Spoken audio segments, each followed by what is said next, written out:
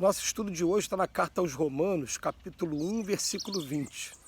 Paulo fala o seguinte: porque as suas coisas invisíveis, desde a criação do mundo, tanto seu eterno poder como a divindade, se estendem e claramente se veem pelas coisas que estão criadas. Emmanuel vem comentar na lição 55 do livro Pão Nosso, coisas invisíveis. O espetáculo da criação universal é a mais forte de todas as manifestações contra o materialismo negativista, filho da ignorância ou da insensatez. São as coisas criadas que falam mais justamente da natureza invisível. Onde a atividade que se desdobre sem base? Toda inteligência nasceu de uma disposição inteligente. O homem conhece apenas as causas das suas realizações transitórias, ignorando, contudo, os motivos complexos de cada ângulo do caminho. A paisagem exterior que lhe afeta o sensório é parte minúscula do acervo de criações divinas que lhe sustenta o habitat, condicionado às suas possibilidades de aproveitamento. O olho humano não verá além do limite da sua capacidade de suportação. A criatura conviverá com os seres de que necessita no trabalho de elevação e receberá ambiente adequado aos seus imperativos de aperfeiçoamento e progresso, mas que ninguém resuma a expressão vital da esfera em que respira no que os dedos mortais são suscetíveis de apalpar. Os objetos visíveis no campo de formas efêmeras constituem breve e transitória resultante das forças invisíveis no plano eterno. Cumpre os deveres que te cabem e receberás os direitos que te esperam. Faze corretamente o que te pede o dia de hoje e não precisarás repetir a experiência amanhã. Alguns aspectos para a gente analisar hoje nesse estudo do Emmanuel bastante interessante. No primeiro lugar, a gente lembra que a definição de Deus que a gente vai encontrar no Livro dos Espíritos é que ele é a inteligência suprema, a maior inteligência que existe no universo, ou no pluriverso, como queiram aí os mais novos cientistas, e é a causa de tudo o que a gente vê ao nosso redor. Então, ele tem um momento que ele fala que, né, toda forma inteligente, ela nasce de uma disposição inteligente. E que a gente, pelos nossos olhos aqui desse corpo físico, que são bastante limitados, são tão limitados que, por exemplo, recentemente a gente teve a oportunidade de mandar um telescópio ficar no espaço, numa sonda, né, durante muito tempo, chamado Hubble.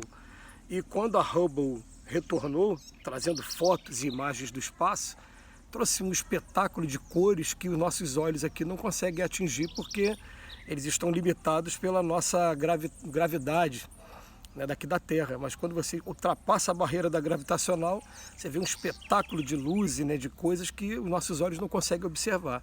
Assim como também nossos olhos também não conseguem observar, não estão aptos, preparados para observar todo o mundo espiritual que está ao nosso redor, e que o próprio Paulo de Tarso ele diz em suas cartas, né, estamos cercados por uma nuvem de testemunhas. Mas vem dizer para a gente o seguinte: a gente começa a conhecer a natureza de Deus através da sua obra. E a obra que está à nossa disposição já é uma obra tão majestosa, tão espetacular, que a gente começa a pensar assim, se toda causa inteligente teve uma origem inteligente, então o que acontece, né? A gente só consegue observar, por exemplo, até segundo um exemplo que Allan Kardec dá no livro da Gênese, fala quando você olha a engenhosidade de um relógio, e você vê assim, a carga magnética correta, exata, que você deve colocar nos ponteiros do relógio para que o ponteiro do segundo realmente leve 60 segundos para dar sua volta completa e o ponteiro do minuto obedeça ao do segundo. É um trabalho engenhoso e é um trabalho que cá para nós, não é qualquer um que consegue fazer. Aliás, se pedir para a gente para fazer agora, né, se botar um manual, pode ser que a gente tente fazer e até consiga obter algum êxito, mas a gente vê que atraso de microsegundos e um dia vai dar diferença, o relógio vai ficar se atrasando o tempo todo. É um trabalho engenhoso, mas é um trabalho que você tem a certeza de que quem está fazendo esse trabalho está sendo um homem. Agora, quando você começa a olhar o movimento de um planeta ao redor de uma estrela, né, na órbita de uma estrela, e a harmonia que existe nesse processo, você fica, peraí, isso aqui eu tenho certeza que o homem não teve condições de fazer isso, embora os espíritos dizem para a gente, né, que são espíritos mais elevados do que nós que fazem esse trabalho. Esse trabalho ainda não chegou em Deus ainda, né? Mas mesmo assim, está além da nossa compreensão, então a gente começa a imaginar, tem uma inteligência ali, muito superior à nossa, né?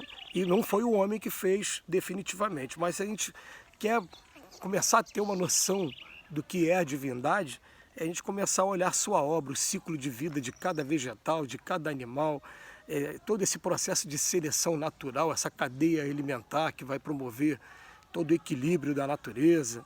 E a gente começa a perceber que o homem começa a colocar a mão nas coisas e dá problema, né? Igual aquela vez que foram considerar que o gato era um ser demoníaco e aí começaram a exterminar os gatos, os ratos proliferaram e veio a peste bubônica, né, que disseminou muitas vidas. Quer dizer, cada vez que o homem tenta colocar a mão, acaba atrapalhando também, igual aconteceu, por exemplo, com o laboratório que originou esse vírus do Covid aí também, né? Mas a gente vai vendo que Deus, ele está sempre por trás de todas as coisas e também que as coisas só acontecem com a autorização de Deus também. A gente parece que a gente está criando uma figura de um Deus tirânico, né? Mas não é por aí não. Na verdade, as coisas acontecem todas para o nosso aprendizado, para o nosso aperfeiçoamento. Então ele vem falar aqui para a gente, ó, o olho humano não verá além do limite da sua capacidade de suportação. A criatura conviverá com os seres de que necessita no trabalho de elevação e receberá um ambiente adequado aos seus imperativos de aperfeiçoamento e progresso. Mas Emmanuel vai falar para a gente, mas que ninguém resuma essa expressão vital da esfera em que respira, no que os dedos mortais são suscetíveis de apalpar, não. Porque não é só aquilo que a nossa mão alcança, não. Tem muita coisa além da nossa mão que vai expressar toda a magnitude, toda a bondade do Pai, né? Toda essa capacidade de Deus que a gente ainda não tem condições de compreender. E a gente, quando vai conversar sobre Deus, cada um vai ter uma opinião diferente. E, infelizmente, a gente vivendo num mundo em que o ego, o egoísmo, o orgulho, a vaidade falam muito alto, cada um vai pretender ter a verdade da sua interpretação de Deus.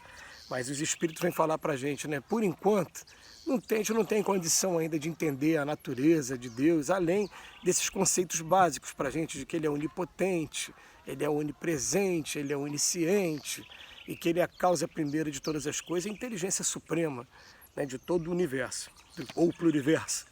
Então o que acontece? A gente não tem condição de compreender ainda a natureza de Deus. Aí Emmanuel termina dizendo para a gente o seguinte, no último parágrafo, ele fala assim, ó, cumpre os deveres que te cabem e receberás os direitos que te esperam. O que os Espíritos falam para a gente? A etapa que a gente se encontra aqui na Terra é a etapa de aprender a amar uns aos outros como a si mesmo. É a etapa de aprender, primeiro, a se conhecer, o autoconhecimento, identificar na gente o que está desafinado com o Evangelho de Jesus e procurar trabalhar para usar realmente o Evangelho como diapasão das nossas vidas, aquele instrumento que vai determinar a afinação mais correta do instrumento. Então nós temos que afinar a nossa vida de acordo com o Evangelho. Conforme a gente vai fazendo isso e o amor vai tomando conta dos nossos corações, aí sim vai sendo permitido aos poucos que a gente conheça mais o Pai.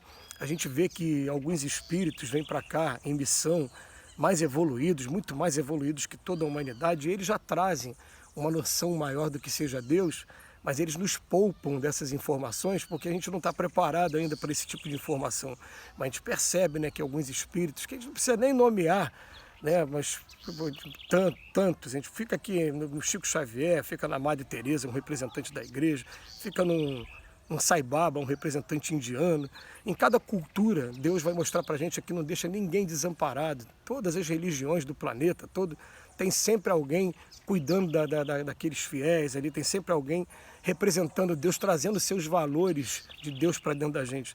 O que a gente precisa aprender assim, é respeitar as pessoas, todas as pessoas indiscriminadamente, todas as que vivem aqui com a gente, e acender essa luz interna nossa, através do sentimento, através da prática da caridade, através da disciplina do pensamento. A gente precisa fazer isso. Conforme a gente for fazendo isso, os campos começam a se abrir para a gente e a gente vai entender por que Jesus fala lá no Evangelho que foi dado a algumas pessoas muito humildes a oportunidade de estar conhecendo coisas que estão ocultas, aqueles que são os mais doutores, aí, os mais inteligentes da Terra. Porque a inteligência é uma etapa evolutiva, sim, mas a etapa evolutiva se complementa, mesmo completa é com a moralidade. Então, a asinha da inteligência vem, a da moralidade vem logo depois. Então, fica aí a reflexão de Emmanuel mais uma vez para a gente, que Jesus nos abençoe hoje e sempre.